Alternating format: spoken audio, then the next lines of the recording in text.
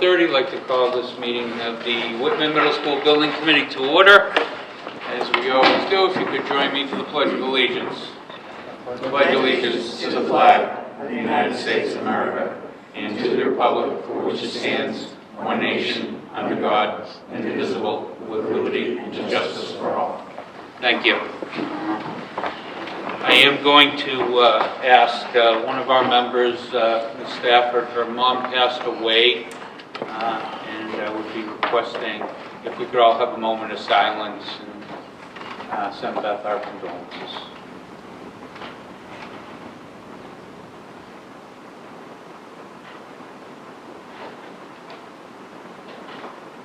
Thank you. Start right up. As you know, we're here today. We have a full agenda to get through. We do have public comment on here.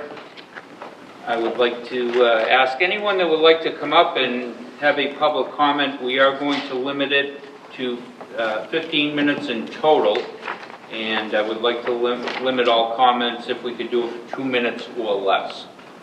Was there anyone that wished to comment this afternoon? Okay, seeing nobody, we'll set that. Everyone should have received in your packets copies of the meeting minutes. I'd be entertaining a motion to approve the minutes from our last meeting. So moved. Second.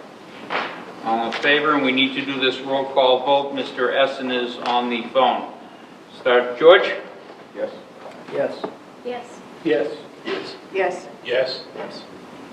Don? Yes. Yes? Yes. Yes. Yes. Yes. Unanimous. Thank you. Okay. OPM report, Mr. Bates.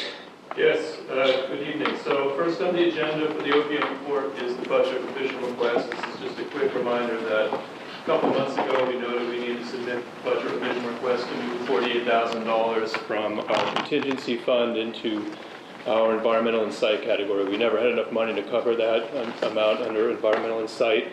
I'll just report to you today that it's still under review by the MSBA.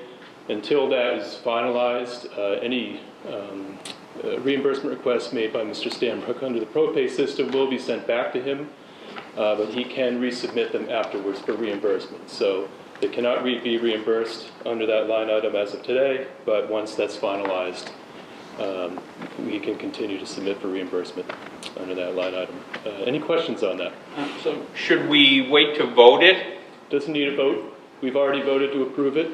It's just been submitted. It's now in the MSBA's court. Okay. So no vote needed. We did have some invoices. We'll probably address that later in the meeting. And Mr. Stanbrook probably had some questions as to why one of his payment submission or reimbursement requests got kicked back. That's the explanation.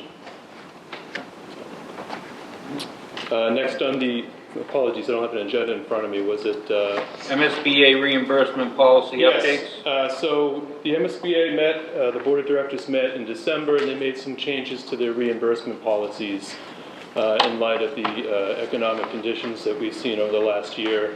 The first is that they increased their construction cost reimbursement cap from 360 per square feet up to 393 of building costs. They've also changed their site reimbursement from 8% up to 10%. They've also changed their reimbursement costs for OPM and architect fees from $500 per square feet up to $550. So that's just a quick high-level overview of the reimbursement adjustments they've made. That's eligible for projects that have not yet entered into the project funding agreement, so obviously the Whitman Middle School would be eligible for those increases. And then lastly, we met town administration, Mr. LaMattina, Mr. Small, as chair of the building committee, Colliers, and the superintendent of schools, Mr. Simonak. We met with the executive director of the MSBA regarding the lease agreement. And per Mr. McCarthy's advisement, we can continue with the lease agreement that's similar to the one that you have currently, with the language, though, added that the MSBA and the project will have full access to the project site during the construction process. So they're in agreement with that, so that is no longer an issue. And that they would have access if future repairs were needed. Correct. Those are the two conditions. Exactly. So I intended to be brief, but that concludes the OPM report for this evening. Let's slide right into the preferred option evaluation matrix.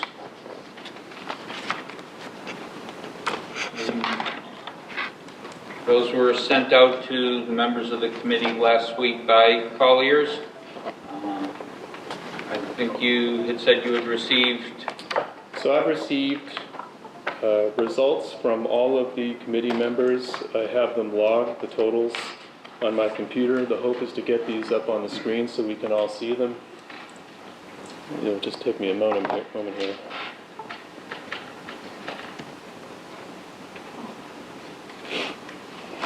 And while we're waiting for the technology to catch up, just a reminder to the committee and the public that's here, this matrix, this evaluation matrix, is not a binding document by any means. It's meant as a tool to assist the committee in making their decision, but the results that you're going to see are not binding. So after these are viewed, there will be discussion, debate afterwards.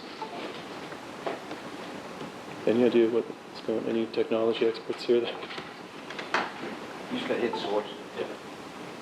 You hit source on it, so it'll go to the correct one, and hopefully it'll, let it run, and it should come up to yours. Yeah, perfect world.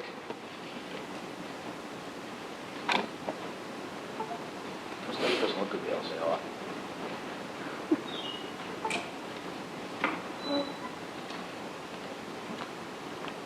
That's the laptop. Yep. HTML.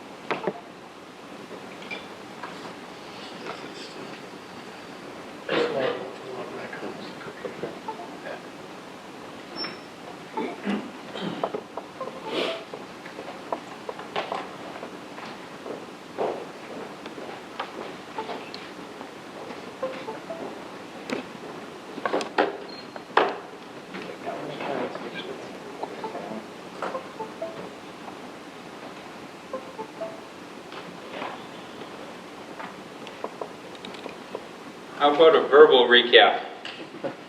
Sure. So in terms of ranking, the option, I think it was 9B, which is the grade configuration 5 through 8 with the auditorium was the top ranking option. And next was the one just left to it. I'm just going straight, well, actually I can look at it right here. Option 8B, which is 5 through 8, new construction, no auditorium, was the second ranking option. Number third was option 4B. That's grade 6 through 8 configuration, no auditorium. Option ranking number 4 was option 5. That's 6 through 8, new construction with an auditorium. Number 5, in terms of ranking, option 7A. That's a 5 through 8 add renovation with an auditorium. Number 6 was option 3A. That's a 6 through 8 add reno with auditorium. And then lastly, the 7th ranked option was option 1. That was a code upgrade only. So again, the ranking number 1 was option 9B. That's grades 5 through 8 with an auditorium. And if we could speak up as much as possible, Mr. Essen is having a little bit of difficulty, as Mr. Scriven can attest to, in hearing everybody. Okay. Finally, at long last, we've got the matrix on the screen. It's a little hard to see from this distance, but it's here.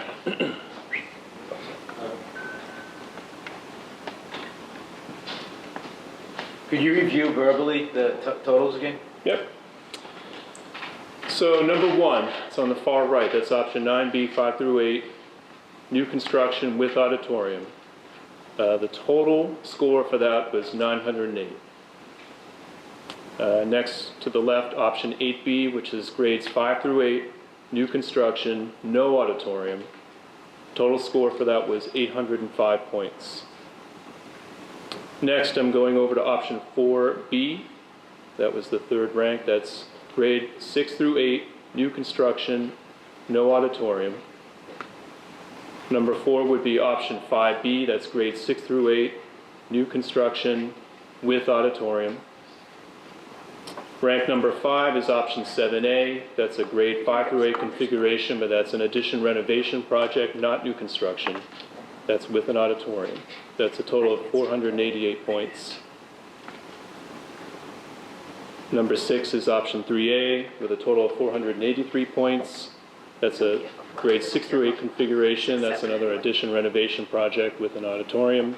And then lastly, with a point total of 382 was option 1. That is the code upgrade option.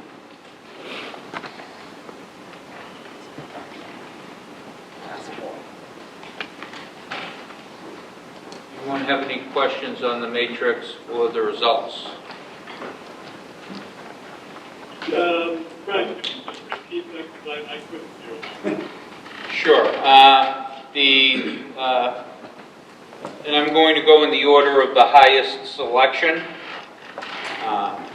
The highest selection was 9B, which is 5 through 8 with an auditorium. Second to that was 5 through 8 with no auditorium. The next one was 4B, which is 6 through 8 with no auditorium. After that was 5B, which is new construction 6 through 8 with an auditorium. Then you had 7A, which is the ad reno 5 through 8 with auditorium. Next to that you had the ad reno with auditorium in a 6 through 8 configuration. And then last was the just the code upgrades coming in 7. Thank you.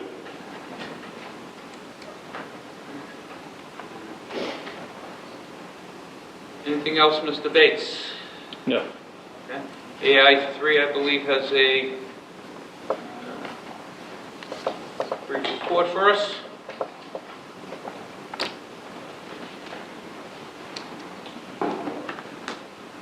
Our report is the distribution of the slides. I'm happy to go through the individual slides. We've been through them a few times. Multitude of times. Yeah, and happy to do what the committee would like. But that is our report. Thank you. Are there any questions on the handout or the slides that we've seen? Mr. Galvin? This wonderful page that I love so much. I'm curious, obviously, just so that everybody knows it in the public, can you explain the estimated, what happened estimating-wise? What's that? What page is that? This page right here? 41. That's the last. Can you explain why the numbers have changed so dramatically and what process went through and where these numbers came from, just so that everybody knows what happened here? Yeah, Mr. Galvin's referring to page 9 or at the tail end of the slide deck. I think it's page 42, right? The preferred option cost estimates. Correct. And so you may recall during PDP, Preferred Design Program, Preliminary Design Program, the cost estimates were provided based on the options identified throughout the entire process as a result of the development of the existing conditions evaluation and the preliminary development of options. During the preferred schematic report, these 7 options were identified as options that would get developed throughout that process as a vote of during the end of the PDP to further develop, and that's where we are here. The development, the information, whether it's site development, plan development, floor plans, massing models, the site plans were provided to the third-party cost estimator, PM&C, as part of this process. And they as estimators, have estimated our projects for probably 15 years. They've also estimated projects throughout the Commonwealth for nearly 20 years. They are extremely knowledgeable about school construction costs and school construction market in Massachusetts for a few decades. And so that information was provided to them, and the variation that you're referring to is as a result of market increases, whether that's escalation, increase in HVAC bids that have recently been acquired by PM&C over other projects and then projecting that forward, electrical costs, site costs. There have been some reductions in structural steel as well as concrete, and also plumbing was slightly high as well. And you know, just to give you an idea, they're taking a snapshot in time, right? Okay. As we know, costs will continue to fluctuate. They'll continue to trade. Some trades will go higher. Other trades will go lower. And so they're taking a snapshot in time and also trying to predict the future, which, as everybody understands, is extremely challenging. And so these values and estimates, just like PDP, are intended to show cost comparison between options. It's not intended to say this is going to be the cost of the project. It's a matter of allowing you as a committee the information, cost information based on the comparison of each other option to make a decision. As we move through the schematic design process, those values will change again on the single option, and we'll go through the same estimating process. In addition, Colliers will have another third-party estimator come on board, and then two estimators will also take a look at the schematic design documents, development, and scope of work, and also have a much better understanding of what the project looks like at that point. And at the end of schematic design, that's when you will have a value that will establish the budget for the project moving forward. I understand that this is a snapshot in time. Yep. I just wanted to get the information out there for everybody that 3 months ago, the snapshot in time, to now the snapshot in time, the price of the 6 through 8 no auditorium has gone up $16 million. And the price of the other end, the 5 through 8 with an auditorium, has gone up $18 million in the 3-month period. So it's crazy, I get it, and things are crazy right now, but that's a huge jump. Honestly, it was the December meeting we had, the numbers that we had before. So the fact that they've gone up so dramatically, it also means that what the town has to bond has gone up dramatically. It's gone up $10 million on what we have to bond on every line item, to the point of $73 million on the 5 through 8 with an auditorium. That's an awful lot of money, and I'm sure we'll get into it later as we have our discussions. But I just wanted everybody to know that we just saw a huge increase in pricing. Correct. Good. And looking on page 2, where we're at today, we just had the cost estimating. The next one that we'll have would be in August. And then in preparing to go to town meeting in November, that's the last third party. Will that be the one that will contain 2 separate third parties? Correct. Yes. So, Yep. What happens is our estimator, Colliers' estimator, independently produces their estimates. There'll be a reconciliation period, and then that reconciliation will identify a construction cost, an estimated construction cost, and then that value that's identified will ultimately become the value identified in the project scope and budget with the MSBA and the project cost moving forward. So that's what we'll go to town meeting to request. Correct. And then I see, starting in '24, in April, we've got April of '24, July of '24, and then again, looks like September, October of '24. We've got 3 more cost estimates occurring, even though we've already procured the amount of monies that we've requested from the town, and then we go out to bid. That's correct. And the intention of the additional 3 cost estimates, they happen at very specific times in the design process. At design development, 60% CDs and 90% CDs, construction documents. And that's intended to make sure that as we move through the design process, that the project is on budget along the way, so that during the bidding, I would say that it doesn't come in over budget. Obviously, the scenario we're talking about with the current bid climate, you never can guarantee anything, but that's intended to make sure that we're on budget through the process. Yeah. Anybody else have any questions?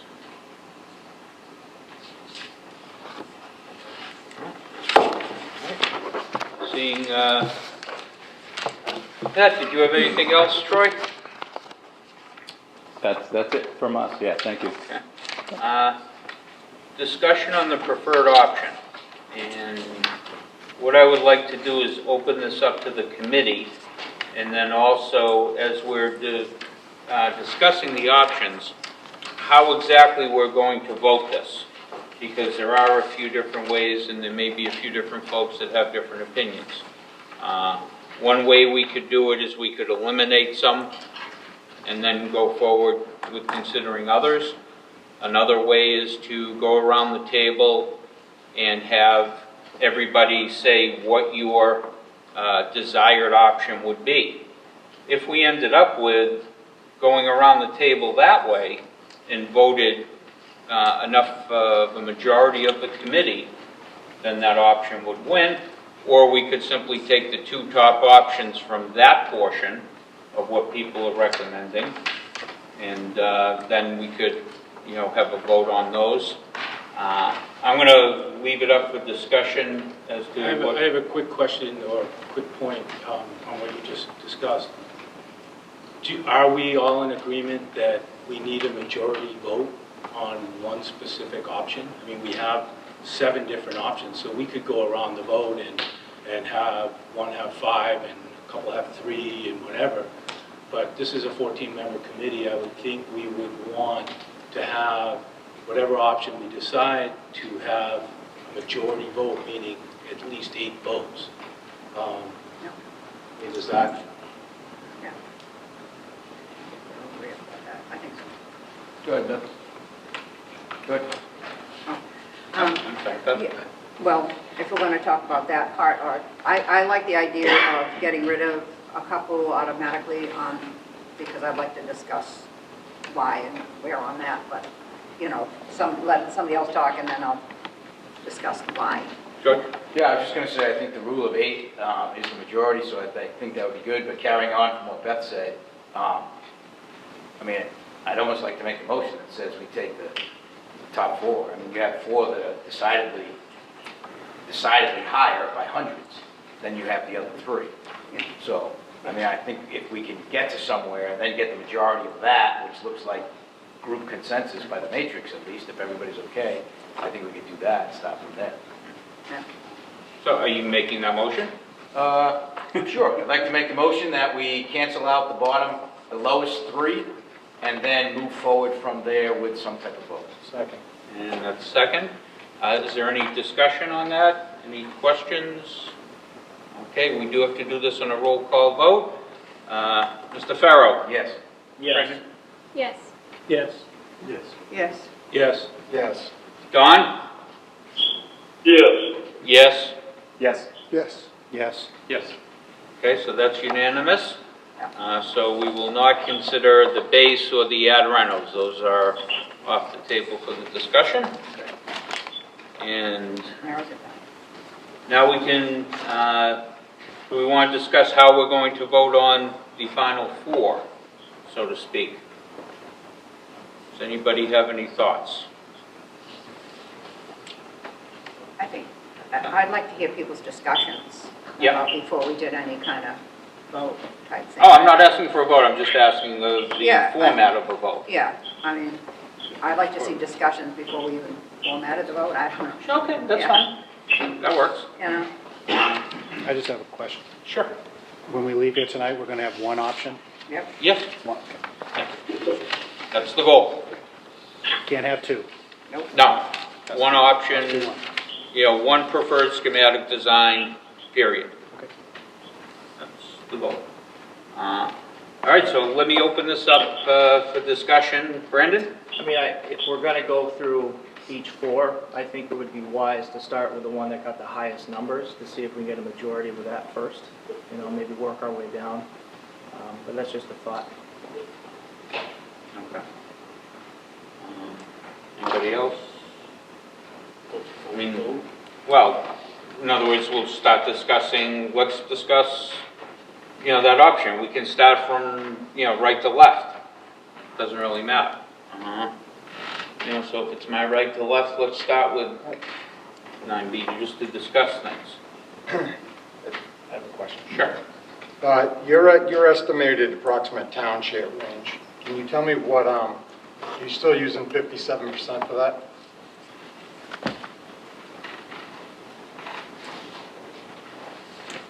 So at this stage, at PDP, we used about 53% roughly. And that's based on nothing other than historical data, because we don't have anything to go by just yet. And so because of the slight adjustments with the MSBA's reimbursement percentages or reimbursement square foot numbers, we adjusted that by 1 percentage point for the PSR. And so it does increase slightly, but at this point in time, there are ranges because we don't really know what it's going to be. The next stage in the process will be the stage when we really get into the detail of what the actual reimbursement will be. So just one more follow-up on that. Out of the last, like, 3 projects you guys and Colliers have done, the total estimated town share, that's been, or let's say total project based on everything, the reimbursement comes in about 47%, correct? On average, they're between 25 and 35% reduction in what the base value is to what the actual is. It Satisfied? it just increases these numbers from the town share. Correct.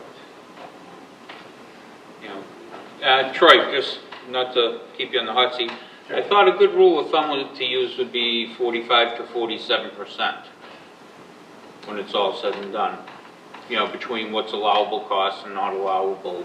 I think we're using that range based on historic information on other projects.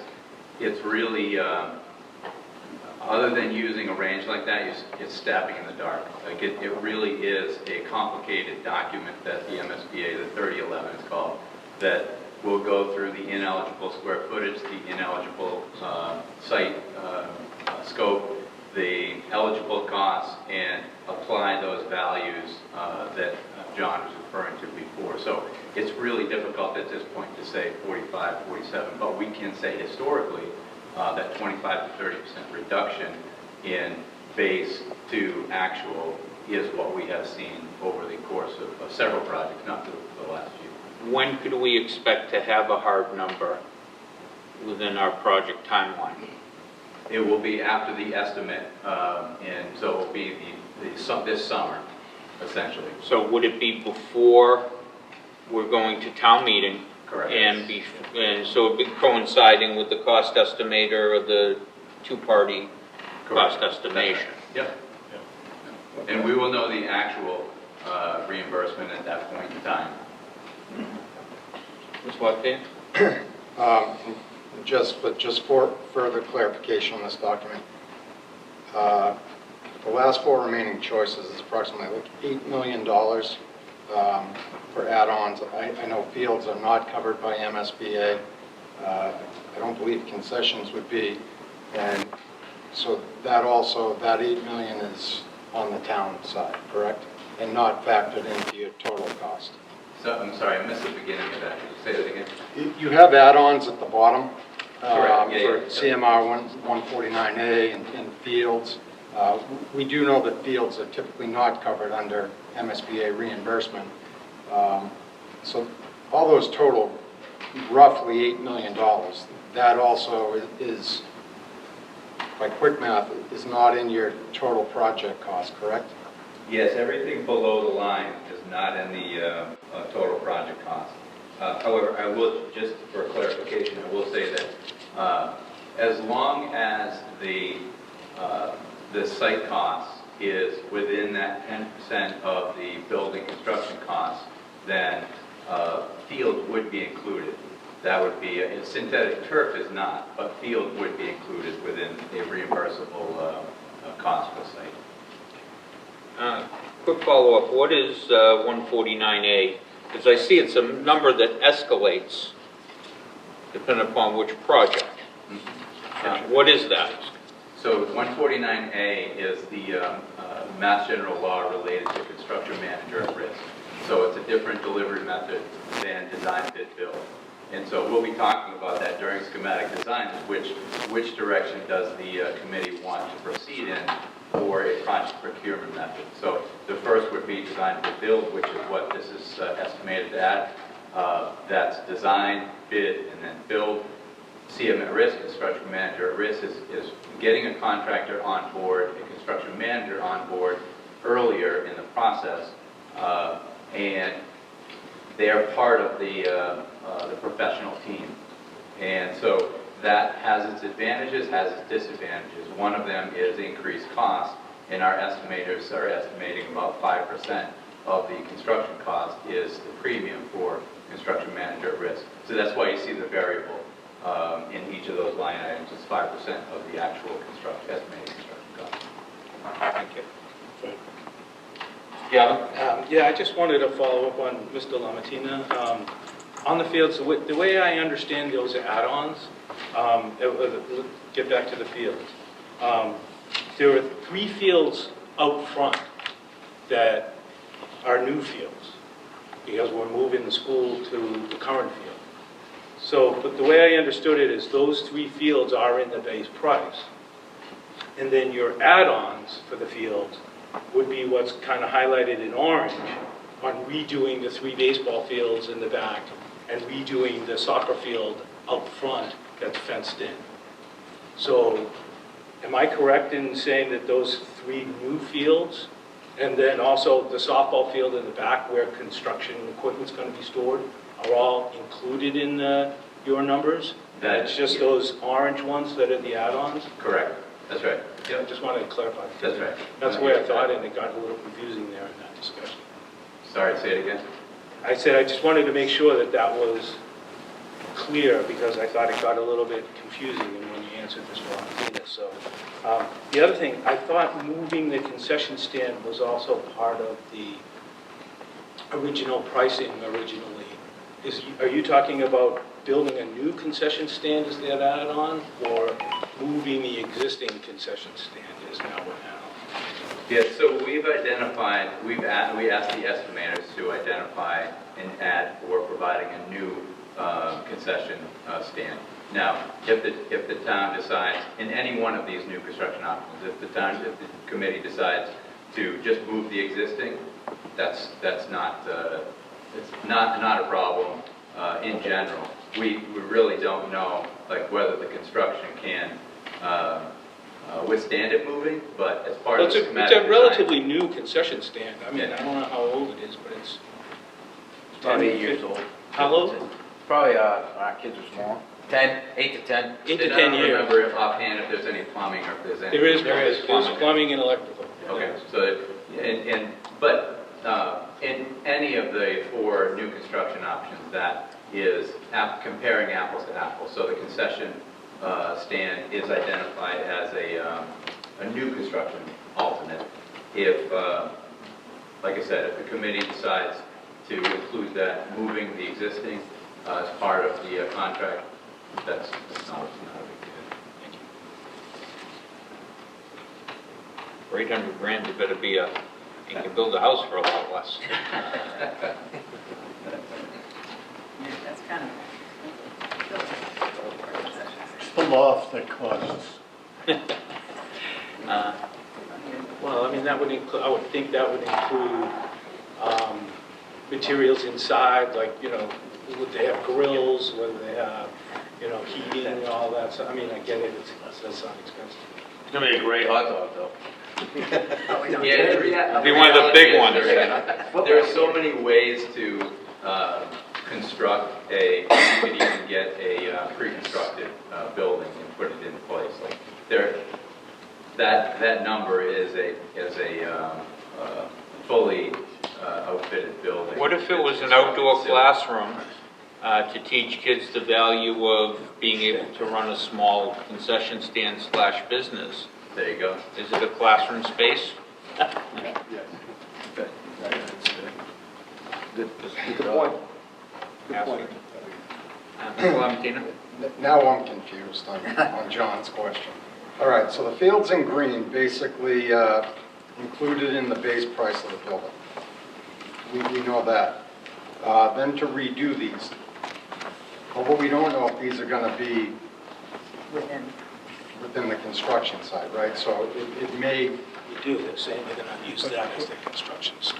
That one, right? That's, that back, that one softball field, the back right, is where they're gonna store their construction equipment and materials. So the other 3 fields in that complex technically should be, not that we're gonna be allowed to play on them, Right. because there's gonna be a construction zone, but they should be. So what that add-on is to redo those fields in their entirety, to redo them completely. So that, and also the soccer field out front that's inside the fence, that, to redo that, that's the other add-on in there. So, I mean, I would think those are things that we wouldn't consider, you know, unless baseball wants to step up and contribute, or soccer wants to step up and contribute to get new fields out of it, but, I mean, that's something we can discuss now. It's not, they're add-ons, so they're not really part of really what we're deciding to. I agree with you, John. Well, I agree with what you're saying, but you don't know if damage occurs, and then they must be redone. But that's to say one field, so I think when we're just putting the total project cost out there, that these variables probably should be included.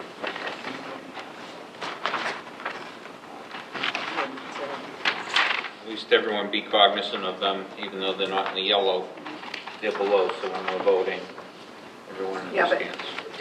But Fred, the thing is too, when we vote, we're voting up by the yellow. We're not voting for those parts yet, because that can be afterwards. That can be afterwards, That's but what if I it's mean. going to need to be part of it, we should just keep it in our minds. Yes, but I mean, that's not what we're voting on tonight, because I mean, I could see myself saying no to some of those bottom things. You know what I'm saying? Even though I might vote a certain one up here, you know, I might, you know, not vote for that. I'm just saying. But it's so everyone's aware and Yeah. cognizant of it. Yep. I think that's the important Okay. thing. And I would just also add that we have, just based on a preliminary view of the construction area and the adjacent fields, identified that single softball field. As we work with you through the phasing of the project during schematic design, during the construction document phase, it may actually turn out that instead of that top right baseball field, we do the bottom right baseball field because it makes more sense for phasing. We're just identifying that one of those is included, one development of one of them is included within the base number, the total project number that you've identified, that we've identified here, which is apples to apples through all 4 new construction. And there's a rather large swath of grass out there as well. The building's going on. No. I'm talking about behind the baseball field. Oh, I see what you're saying. Yeah, there's a pretty decent area over there as well. So figure that out. Any more questions? And we're talking about 5 through 8, option 9B. Questions or comments? Fred, so can I just make a comment? Sure. I support the option 9B, one for the demographic of moving our 5 through 8s into the building. We've talked about this since the beginning, of making sure that we're a true regional school district, and options are offered to our students in Whitman that they don't have the opportunity because of building construction right now and grade configuration. I also support the addition of the auditorium. From an academic source, supporting Brandon and his future, the way he wants to use his auditorium, not performing arts center, for student activities within the course of the school day. We're giving students an opportunity to do things in their middle school that they don't have opportunities to do now, such as drama, dance, theater, options that they don't have. I've heard the suggestion that they can go across town because Hanson has an auditorium, or even the high school has an auditorium. Those aren't located in Whitman, and I think students in Whitman just deserve that. And we have an option to give them that at this point. I know it's costly. I know it can hurt some pocketbooks. I understand, but those are the reasons that I support that, and I have since the beginning. Anybody else have comments or input on 9B? Fred, I got something, it's Don. Okay. Okay, go right ahead, Don. So, but with 9B or any of the 5 to 8 options, it's with the anticipation that we can move the pre-K into the elementary schools. Is there any added cost for that? Are they ready to accept pre-K? I don't think that I mean, the pre-K is up here at the high school. I know we've invested hundreds of thousands of dollars from each town in preparing those classrooms and doing the pre-K here. I would say that our elementary schools would not be able to house a pre-K without going through the same type of renovation that the high school receives, such as, you know, they had to put in different bathrooms and plumbing. So some of the rooms are accessible already as pre-K rooms with bathrooms. There would be an added cost at some point. I just don't know the vision of how much. But some of our elementary schools are adaptable for pre-K. They were set up just like McQuon was an elementary school. They are prepared for that. But that's coming in the future, and I don't have an anticipated date. However, I do know that there is a movement in the federal government to offer tuition-free or a pre-K population or a pre-K program for all students in not only the country, but potentially in the Commonwealth. And in the Commonwealth right now, there are cities and towns that are adopting a preschool program, either be tuition or tuition-free. And that would give us an opportunity to actually look at that. And I know it's something that we have on our forecast for the next 10 years. Okay, but it's nothing that is being looked at imminently. Imminently, no. And matter of fact, if I'm not mistaken, they don't, full day K is not a requirement. Correct. Yeah. Correct. Do you have something, Ms. Lamartina? I would just like to know what, Chris? Oh, I'm sorry, Chris. Yeah, I just going to say I've always been in support of 9B as well. I think it's going to give us the best chance to serve the students, the parents, and the rest of our community in Whitman. Yeah, absolutely think it's going to benefit us, and it's worth it. I'm sorry, Ms. Lamartina. just to piggyback on Mr. Essen's question, it's something you said, that Whitman paid 60% of the cost to move pre-K up here. What would Hanson's plan be? So I don't have a plan, but what I would say is if we had to move the district or modify the district, it would be the split, just like we did to move it up here. As it's a district program, so pre-K right now as evolved is tuition-based in outside of what the need is for special ed. Ironically, we are starting to balloon with special ed and need space for peer models. So if we were to look at pre-K district-wide, I think we could contain a piece here as a, what's the word I'm looking for? the special education piece of it, but maybe potentially offer it for other parents district-wide. And if we had to make modifications, I would assume that we could enter into a piece of the regional agreement that would make sure that modifications to district programs would be at district cost, split at the rate of whatever the per pupil piece is, and at this point it's 60/40. So that would be, it wouldn't necessarily be an ownership to Whitman, because it would be a district-wide program. So, yeah, so I think there would be a cost to Hanson if they were to incur the preschool piece, district piece. for them as a town. Definitely. But that hasn't been discussed. No. It hasn't been discussed, but it has been discussed, because I asked you in a working group meeting, how would Hanson, in any right mind, be able to bring preschool into Indian? Because they won't have any available facilities to do it. So basically, if we're looking to open up classrooms in Conley and Duval, are we looking at the possibility of bringing Hanson pre-K students in there as well on the backs of Whitman taxpayers to build a 5 through 8 school to make that room? That's what I have a thought. I would say, as the assistant superintendent, I would say that if that's the decision that the school district makes, as the assistant superintendent, I would think that the town of Hanson has to then figure out how they are going to treat, house, and educate their students if we're going to do that.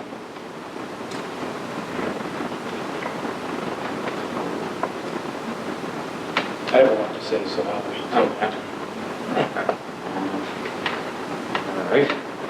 Going around, anybody else have any comments on 9B? Moving along, 8B, which is essentially 9B without an auditorium. Are there any questions or comments for that? 5B, 6 through 8 with an auditorium. Mr. Longkin? This is actually my preferred option. I totally agree with the superintendent as far as the benefit of having an auditorium in Whitman. I have from the beginning, but I have concerns that an additional grade is more of a want than a need. We have space. I believe there's 4 empty classrooms right now at each elementary school.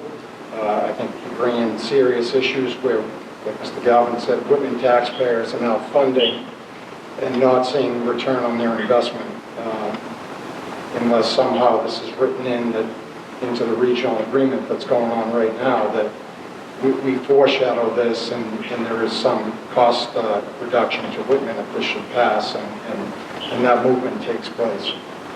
I've also said all along through this that I have to think outside of just the educational plan. In my position, I have to think more globally in the needs of the towns, in the need of the town. We have 2 projects, this and a DPW building, that both need to be passed. I look at it from a cost standpoint and what I think has the best opportunity of passing.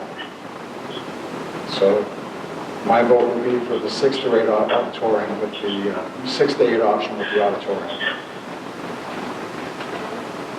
Anybody else in the 6 through 8 option? Seeing none, we'll move to the next phase. So I think that covers all the options. No, 4B, you do 4B. Yeah, 4B. Oh, I'm sorry, with no auditorium. 6 through 8 with no auditorium. Mr. Galvin. First of all, I want to thank AI3 for all of their hard work here. It's not just Troy and Julie, it's also a bunch of people behind the scenes. These designs are amazing. I mean, it's really gives us so many different choices, lays out everything so that we can really see what, we can decide as a group what we want to do. Honestly, in here, there's everything we could possibly want in the building. The problem is what we want is now becoming super expensive. $127 million for a 528 with an auditorium. I mean, even 628 without an auditorium is $109 million. That's just crazy. I mean, I think this committee needs to, I understand what we want to do, but we really need to look at what we need to do. And what we need to do is look at, we know we need a new middle school, but we need to have a middle school that has a prayer of passing at the ballot box. We're talking about, taking a stab in time here.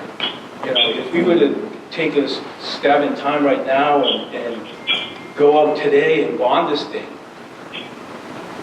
we'd be lucky to get a 5% bond rating on it. At $73 million, that's a $6 million payment for the town of Whitman in the first year alone.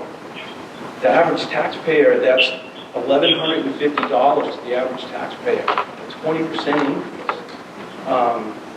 So, I mean, how does that affect you? Take what you pay in property taxes and multiply it times 0.2 and add it on. For me, I pay about $8,000 in property taxes. That's going to be $1,640 more for me, or $136 a month. Now, can I afford that? Luckily, yeah, I probably can. But there's going to be a lot of people out there that can't, and a lot of people that are looking at it already and say, "You got to be kidding me!" What do we really need? We need a new school. We know that. We've already decided that that's where we're going. We need proper classrooms. We need proper science labs. We need proper air quality. We need proper special education spacing, proper collaborative spacing. Do we really need a room for clay? That's in there. Do we really need performance tech labs? Do we really need an outdoor classroom with boulder seating and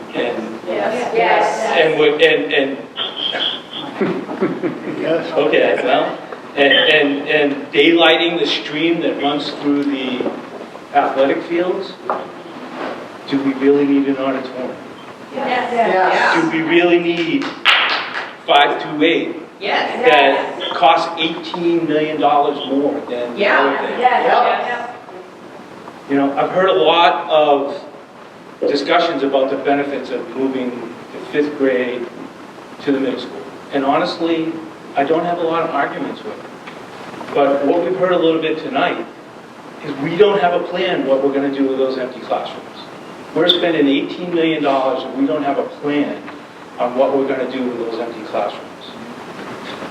Committee, I just emailed you this letter from Mary Pichetti, the Director of Capital Planning of MSBA.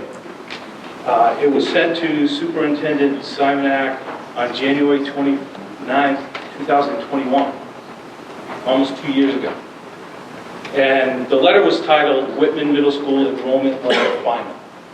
And the meat of this letter was basically approving the enrollments amount for each grade. So if we were going to do a 6-8, they told us, after we actually went and questioned it, they came back and they gave us this amount of students for 6-8, this amount of students for 5-8. But on the back side of this, there's a paragraph, the end of the letter actually.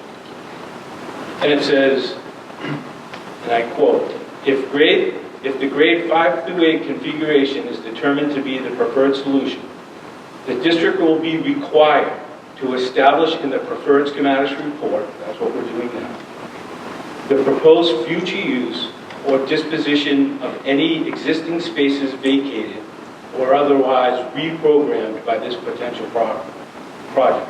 So basically, we're supposed to have a plan, a detailed plan of the future use of those 8 classrooms.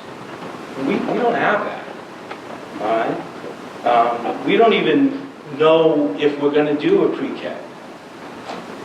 It also states that the preferred solution has been approved by the school committee and the necessary district officials. Well, I think we can check that box. I think that'll happen. Then it also states further, the MSBA will require a written plan from the district describing the process for determining local support for potential grade configuration. Have we done that, really? I mean, we've done 2 polls, from what I can tell. One done by AI3, one by the superintendent himself. We had 309 responses out of 10,000 registered voters in Whitman. So is that really determining local support for grade reconfiguration? I don't think we've done that. And if we actually go by that poll, 157 were in favor of keeping it at 6 through 8. 152 were 5 through 8. So the majority of who we polled for local support said to keep it at 6 through 8. As much as I want to do what everybody wants to do, I just don't think we have the plan for the existing space. We're vacating the space, spending $18 million more, and we don't have a plan. And they said we got to have a plan. Now, we have a couple weeks before we are going to put that in, but I'm sorry, I think, I urge you all to vote for 60. Sure. Yeah, so, I mean, I think when we look at space is something that's always wanted and difficult to put a finger on. If you look at your own home, John, you now talk to us from a room that used to be your kid's toy room. So when you built your house, that was the kid's toy room, it's now your office. If I look at my extra bedroom right now, I redid it because I don't need it for my children and it goes upstairs. It's still usable space. If we look at the amount of students for small group work that get their remedial help every day in wind block or power block at the Conley and the Duval Elementary, we've redone closets, we've redone areas in the hallway, we've redone areas in the lobby. So that space is going to be used. If we project out, today is my 53rd birthday. If you are building a middle school for the next 50 years, I will be 103, I will be dead. However, if you look at 1972 when the Whitman Middle School was built, you never would have thought that the science lab for 8th grade right now was sewing. You never would have thought where they now take science to do labs was home ec. You never would have thought these things because that's what happens in the maturation process of 50 years. So I can tell you exactly where the space is freed up, not thinking about preschool coming in. However, I think it's due diligence for this group that we discuss there might be preschool coming in.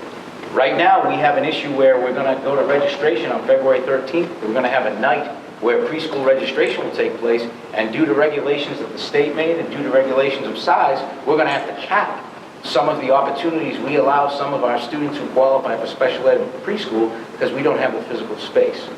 So I hear what you're saying. I just think that when you have space, you have an opportunity. And I don't know if in the next 50 years I won't be here to make sure those opportunities are there, but I hope that the next principal, the next principal, and the next principal can still use it so that the taxpayers get what they need. Am I saying this as a taxpayer like you? I am. Am I saying this as the person who is responsible, one of the second in command? I am. But if we look to 1993 when they passed the Ed Reform Act, the Ed Reform Act says that the superintendent is the educational vision person for the district.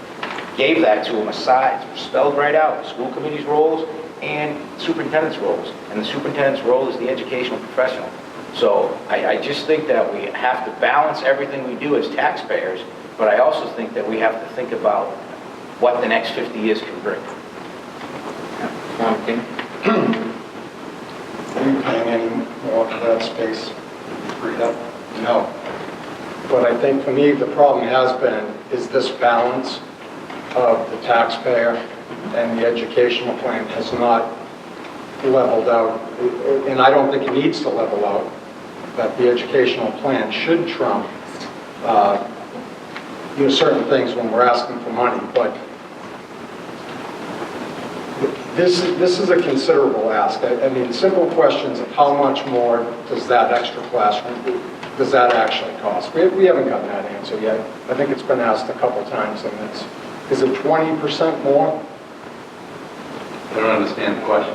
How much extra money is it on this project to add a classroom? I think we were told early on, estimated 20% more on the project. So, again, we're dealing with estimates. And the biggest question I have is, what is your plan when you outprice the tax bill? You know you need a project to pass, and that's where we've lacked, I think, saying, I think we all, some of the things John mentioned, I think they're fantastic. I would love to have those things. Like you said, I went to the middle school. We had home ec. We had shop. It was fantastic to have those things. Times have changed. We're not doing those. Education-wise, we've moved on. I don't know if we would build those things now, right? So it's very tough to predict where we're going to be in 50 years. That's all I'm saying. But what we do know right now in 2023 is we need a new school, and I just think for me and this committee, the need to actually have a new school is being overlooked for wants comes under the umbrella of the educational plan. Thank you. Anybody else on the 4 designs? All right. At this point in time, I'm going to ask the committee, would you like to go around the table and each person state what they're looking for so that we can develop, and you tell me, do we want to develop the top 2 and then vote on the top 2? How would you like to proceed to narrow it down from the 4 selections to a top 2 or 1 selection? So we made. We see if there's any motions for 4B, 5B, 8B, 9B. Okay. I say we go around the room, like you said, and everybody say what they want, and we take the top 2. Oh, well, I shouldn't say that. We go around the room, if we have a majority of 8, then that would be it. But if we don't have a majority of 8, then we take the top 2, and you can only vote for those top 2. Would you be willing to hear public comment before you go around the room? Yeah, I think so. It is on the agenda, right? Well, we had it as an agenda item once, and then we were going to have it. But that's after the vote, so that's probably going to be a vote. If we can be very brief with any comments, we'll hold it open for, say, 10 minutes. Thank you, Chair. My name is Dawn Byers, 20 Russell Road, Whitman resident and school committee member. I also sat on the subcommittee for early childhood education and implementing full-day kindergarten. So when the question comes up about do we have a plan, as a school committee member, yes, I felt we had a plan. I felt we had a vision and a long-term plan at some point moving towards early childhood education. We are a pre-K through 12 district, so we do support preschool. I think the additional cost question right now is valid and also important that if it's not included today, in 5 years, should the legislature then mandate it, what will the cost be to both towns to then provide this? Where is that space going to be? What would that cost be to build a preschool at Park Avenue in Whitman? Would it be more than that additional from 6 through 8 to 5 through 8? I would ask you to support 9B, 5 through 8 with an auditorium. Thank you.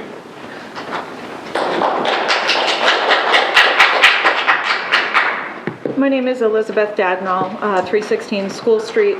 I'm the mom of a current middle schooler, so I don't kind of have a horse in this race.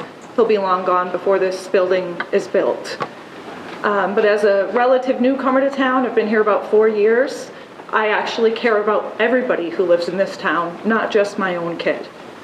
I'm a little concerned about the mindset we're hearing here. I'm a little concerned about the scare tactics and the unwillingness to believe that the other townspeople can go to a vote and put forward a yes for what is best for the education in this town.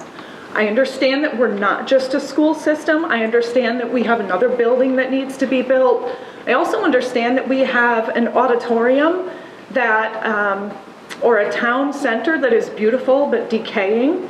And I'd really prefer never again to go to a town meeting in the middle of a sweaty field in the high school as we had to do in 2020, because the day comes when we don't have a viable meeting space for our town meetings.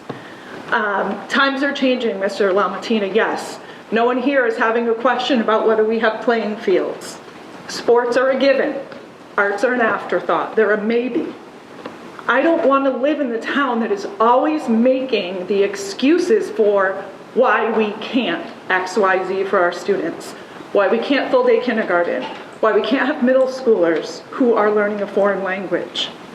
It's just the way things have always been done, and I think at a certain point in time we have to decide that we want to innovate.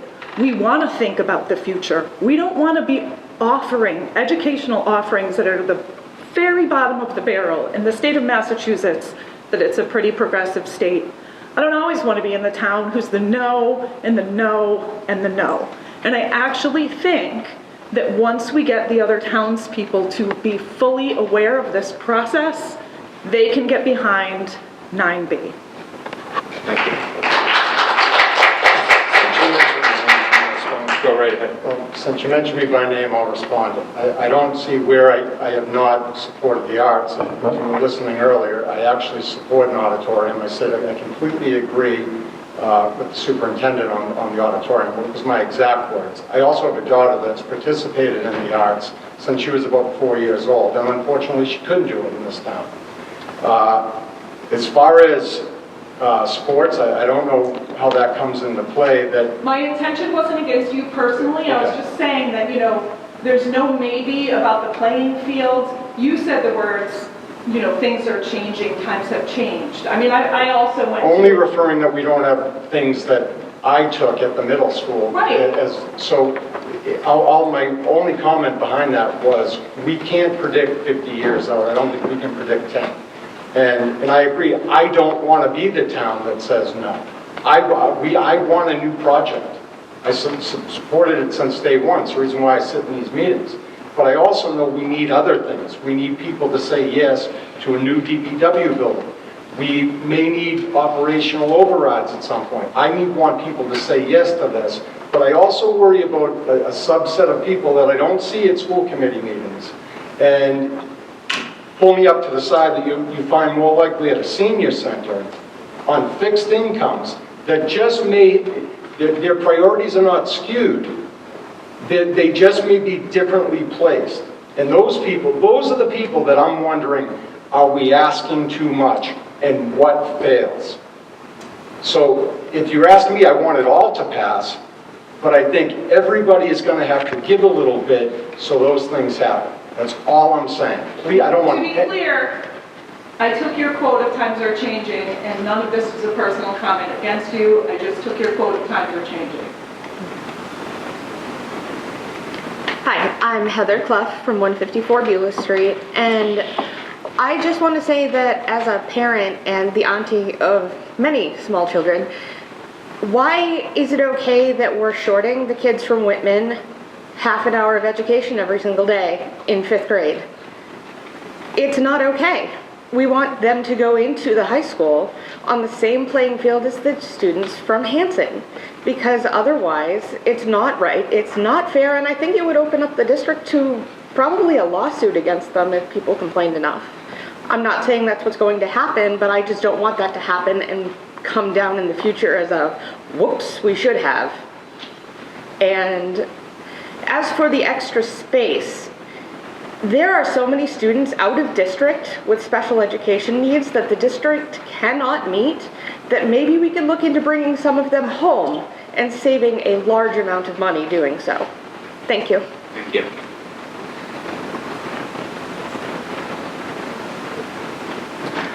Leila Donovan, 81 Old Mansion Lane.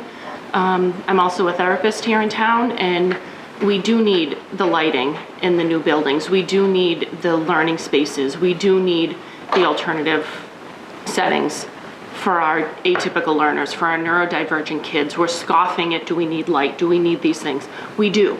We can't have just a square building with regular old classrooms that we expect everyone to learn in adequately. We need multiple learning avenues and opportunities for everybody if we want our kids to succeed.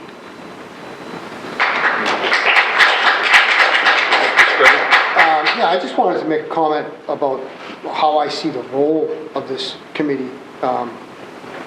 It's not, I think we need to, obviously, we'll debate and discuss what we think is best.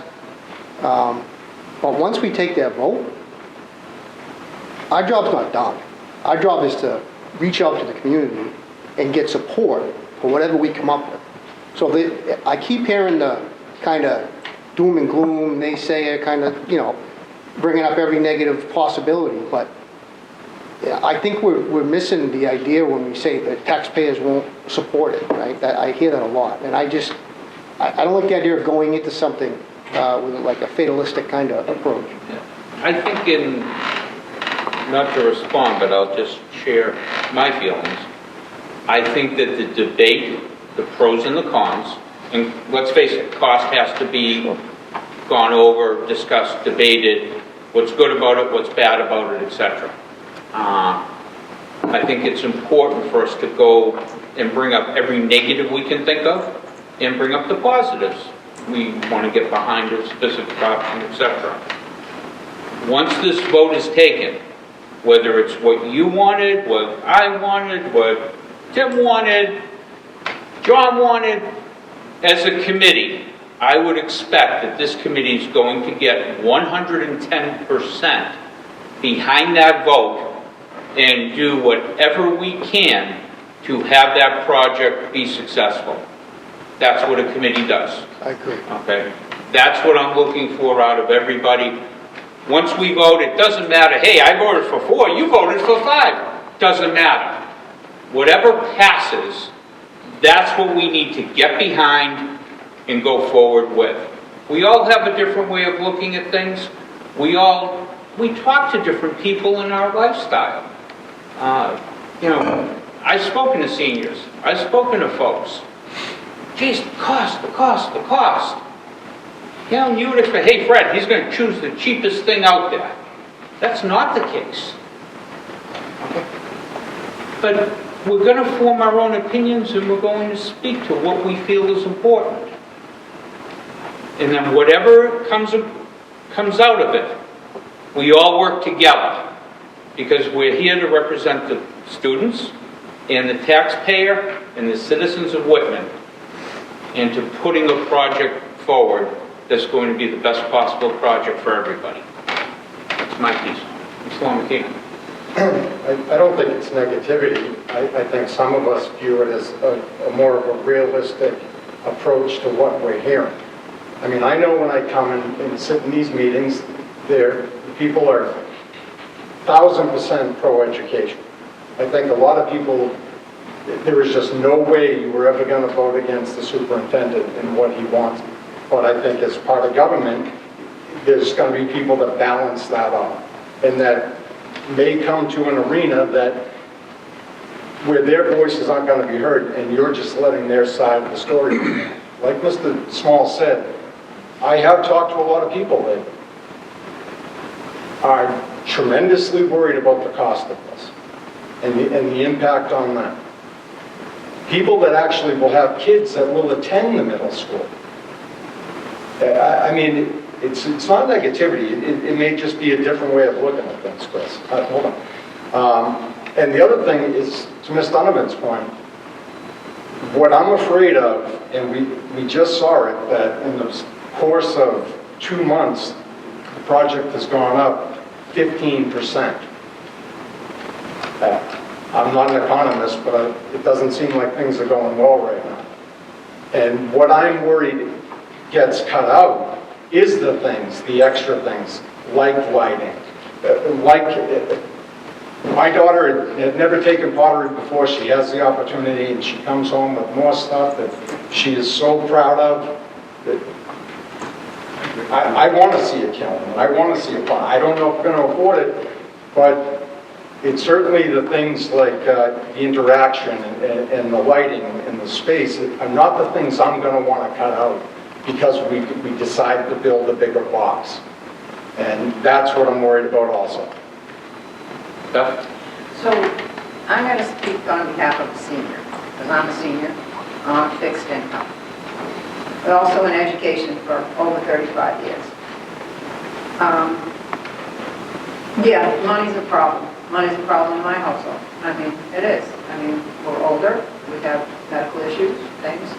But I'll tell you one thing. I'm always for the children and what is fair and what's important. I think in this town, we have people who don't want to, they're worried about the money. But some of those people will vote no anyway. They don't want a new building. And Frank is over there laughing. We've been there. Absolutely. So they're going to vote no for no matter what it was. If we pick the cheapest one, they would vote no.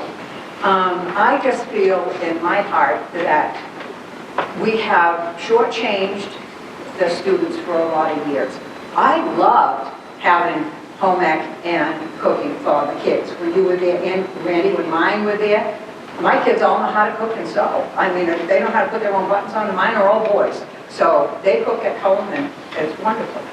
But times have changed. But we need to know that we give them all that they want, all that they need, not just want. It's important, it's what they need. We want them to be competitive in this world today. And sometimes we're not here in our town.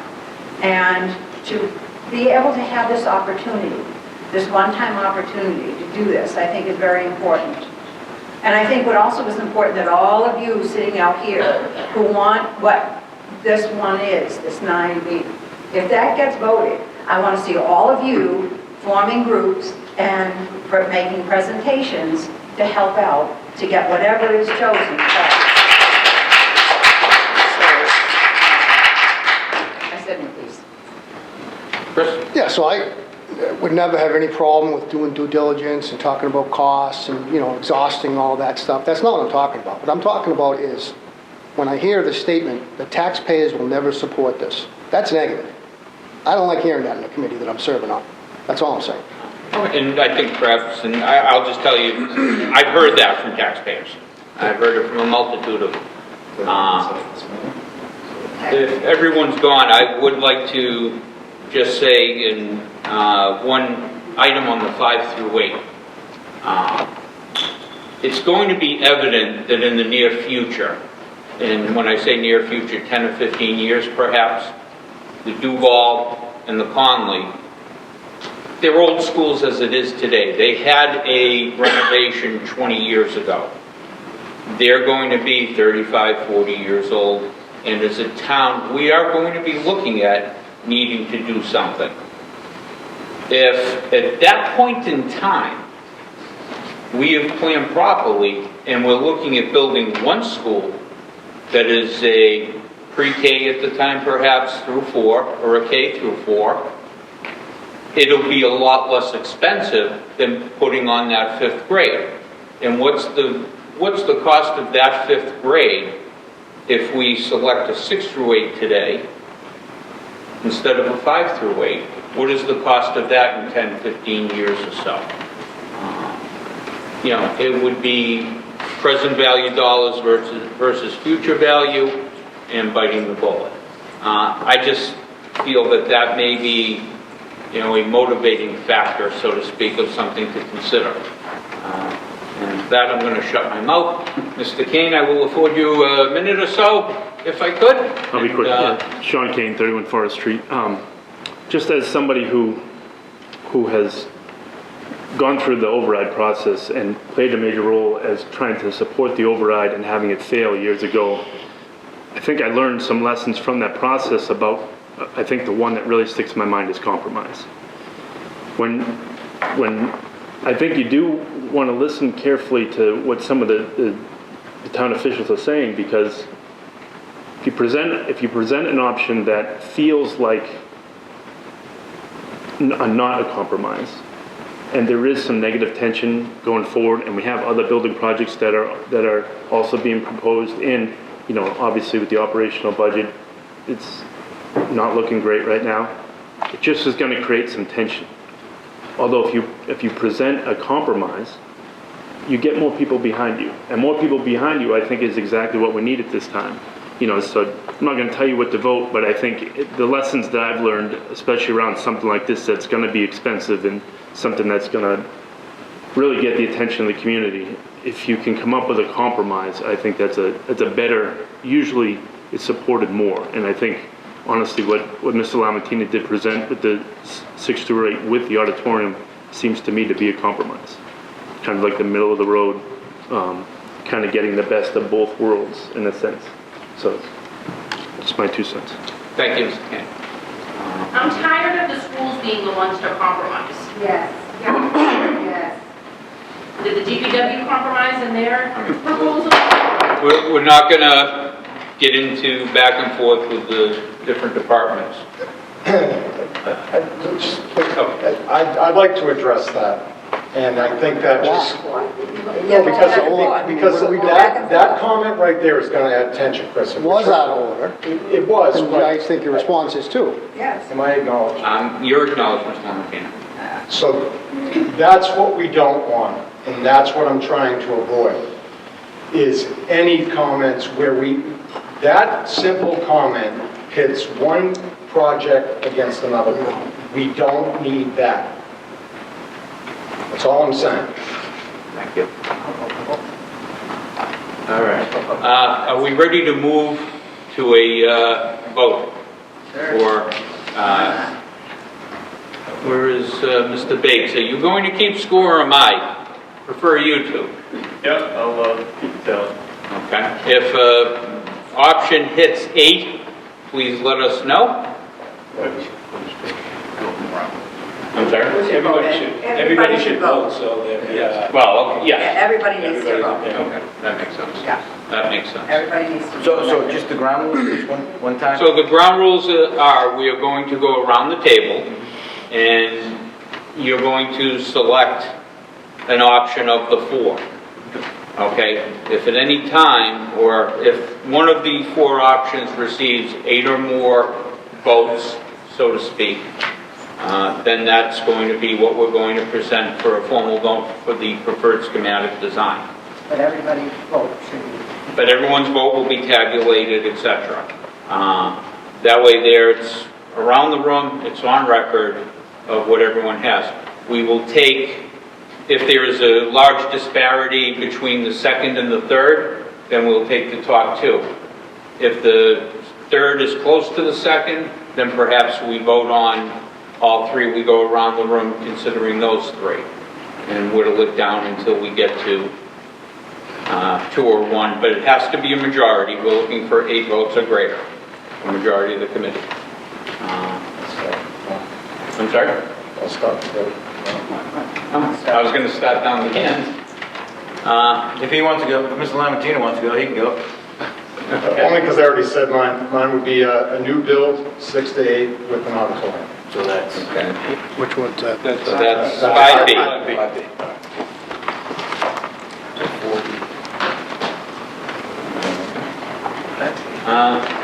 Yeah, we might as well go around this way. I also will vote 5. 5B. I vote for 9B. I'll vote for 9B. Mr. Curran? I vote for 5B. Chris? I vote for 9B. Brandon? I also vote for 9B. George? 9B. Jeff? 9B. John? 9B. Chris? 9B.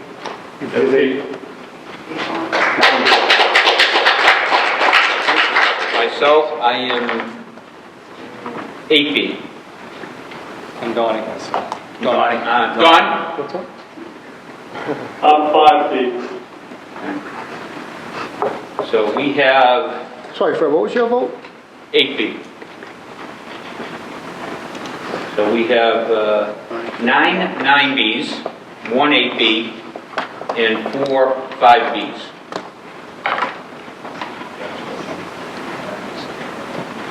Did I do my math correctly? Yes, okay.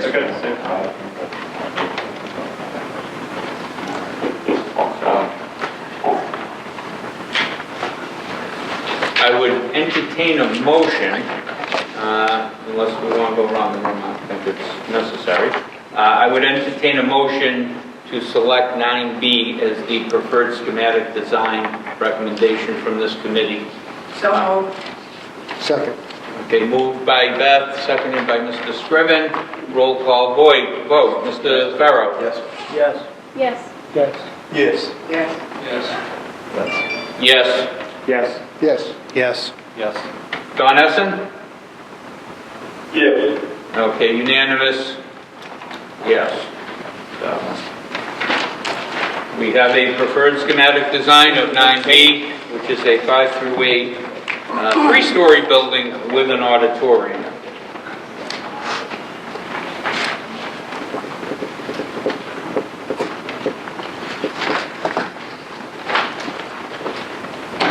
Okay, invoice approvals.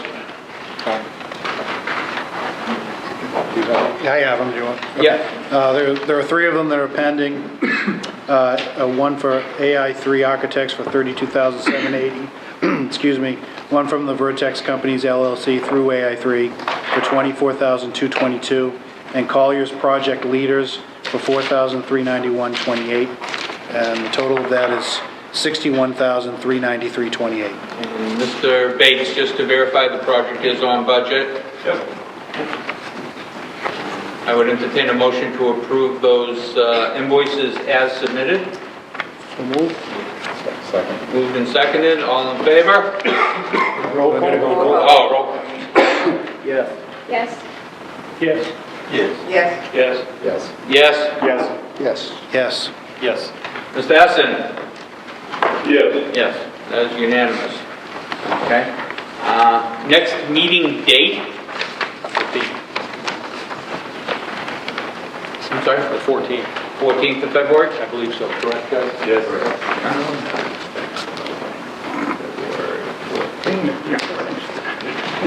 Really? And I would entertain a motion to adjourn. So moved. Second, George? Yes. Crystal? Bob?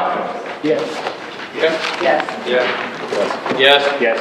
Yes. Yes. Yes. Don? You want to hang up? Yes. Thanks, Donnie. Don, thank you.